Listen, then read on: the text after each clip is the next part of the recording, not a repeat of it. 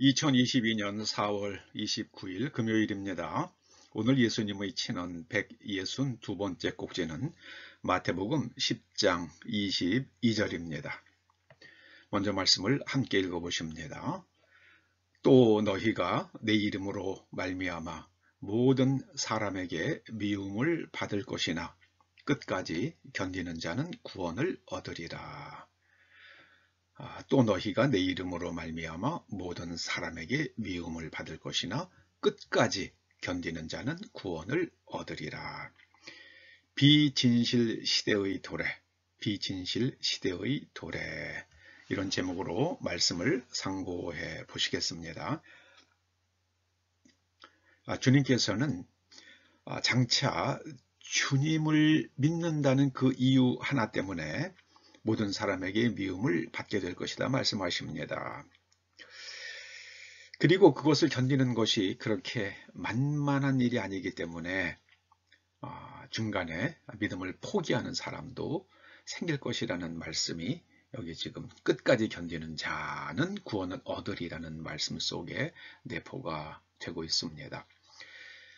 그러면 세상이 왜 예수님을 믿는 사람들을 미워하는 시대가 오게 되겠습니까? 그거는 이제 거짓, 곧 마귀가 아주 세상을 뒤흔드는 그런 시대가 오기 때문입니다. 예수님께서는 진리가 너희를 자유케 하리라 말씀하셨습니다. 거기서 진리로 번역된 알레데이아는 그 뉘앙스는 진실로 번역하는 것이 우리말에 훨씬 더 와 닿는 표현입니다. 그래서 이제는 전 세계에서 선거의 무결성, 선거의 무결성이 깨지는 그런 시대가 왔습니다. 그러면 자유민주주의는 무너지는 겁니다. 지난 미국 대선에서도 선거의 무결성에 대한 그런 의구심이 많이 드는 아주 구체적인 정황들이 많이 드러났죠. 그런데 미국 대법원에서 우리는 그 일에 대해서 판단하지 않겠다, 이상한 선언을 하면서 그냥 이제 바이든 대통령이 그렇게 취임을 했습니다. 한국도 지난 두 번의 선거에서 굉장히 많은 의혹들이 일어났죠. 통계학자들은 통계학적으로는 도저히 일어날 수 없는 일들이다 그렇게 말합니다.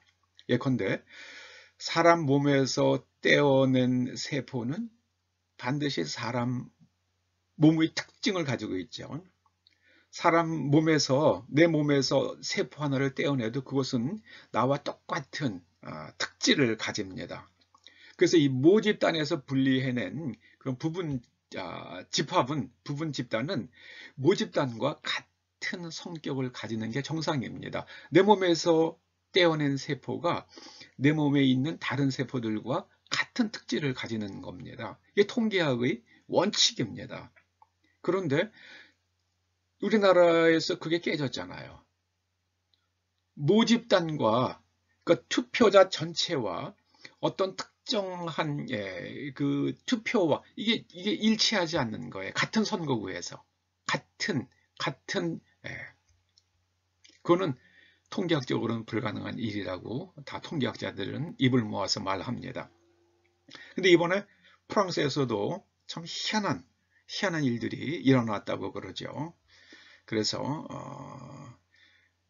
표는 그 이번에 진 그 르팽의 표가 많은데 밑에 자막은 마크롱이 앞서고 있다고 그렇게 나오다가 갑자기 마크롱의 득표율이 그냥 순간적으로 치솟기 시작하더니 마크롱이 17% 더 많이 득표한 것으로 선거 결과가 그렇게 끝났습니다. 그래서 불란서도 지금 굉장히 시끄러운 모양입니다. 그렇게 선거의 무결성이 깨지면서 이제 자유민주주의는 무너지는 겁니다. 그러면 무엇이 남는가? 이제는 거짓의 시대가 오는 겁니다. 거짓의 아비가 누굽니까? 마귀죠. 마귀의 시대가 오는 거예요. 마귀의 시대가. 그러니까 진실을 말하는 예수님은, 예수님과 예수님의 사람들은 핍박을 받을 수밖에 없는 겁니다. 지금 마귀가 흔들고 있는 게 성경의 진리들을 흔들기 위해서 먼저 이 남자와 여자를 하나님께서 만드셨는데 그걸 흔들고 있잖아요. 내 몸에 성염색체는 분명히 남자입니다. 그런데 여성 호르몬을 투여를 막 하면 여자의 성적 특징이 나타날 수 있다고 그럽니다. 뭐 가슴이 부풀고 뭐 그럴 수 있대요. 피부가 말개지고. 특히 예를 들어서 뭐 남자들도 전립선 암 치료를 하기 위해서 그렇게 호르몬 치료를 하면 피부가 여성처럼, 그리고 얼굴 모양도 여성처럼 그런 부드럽게 변하는 일들이 일어납니다. 그래서 미국에서 자기가 여자라고 주장하는 트랜스젠더가 있었던 거예요. 그러니까 여자 감옥에 가뒀습니다. 그런데 이 트랜스젠더가 그 감옥에서 여자 죄수 2명을 갖다 임신을 시킨 거예요. 미국에서 지금 아주 그냥 그런 해프닝이 일어났습니다. 정말 비진실의 시대가 도래한 겁니다. 참 안타깝습니다. 그러나 그것은 현재의 현실입니다. 예를 들어서 지구 기후변화, 예전에는 계속해서 지구온난화라는 말을 썼습니다. 근데 어느 순간에 한 2년 되나요? 갑자기 지구온난화라는 말이 싹 없어져 버렸어요. 그리고 기후변화라고 하더라고요. 지구온난화가 이게 입증이 안 되는 거예요. 그러니까 계속해서 수십 년 동안 지구온난화를 떠들던 사람들이 지구온난화라는 말을 싹 감춰버리고 기후변화라는 말을 쓰기 시작을 합니다. 그래서 정말 이번에 꿀벌이 한국에서 없어진 것도 그런 기후변화와 연관이 있다, 뭐 그렇게 말이 나오고 있는데요.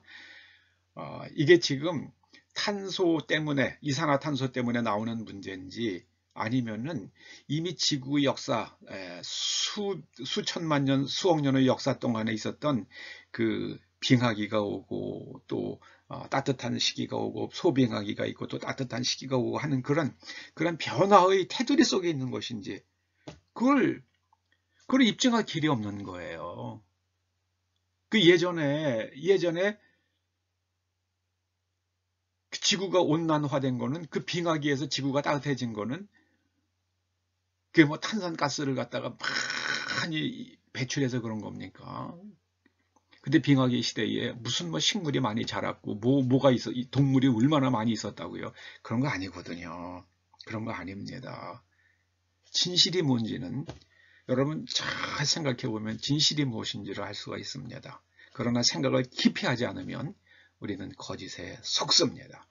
여러분, 현재는 거짓이 세상을 도배하는 비진실의 시대가 되었습니다. 여러분 정신 바짝 차리고 끝까지 진실을 파수하는, 진실을 추구하는 여러분과 여러분의 자녀들 되기를 주님의 이름으로 축원합니다. 기도하시죠. 아버지 하나님, 저희로 끝까지 진실만 추구하게 하여 주시옵소서. 예수님의 이름으로 기도드립니다. 아멘.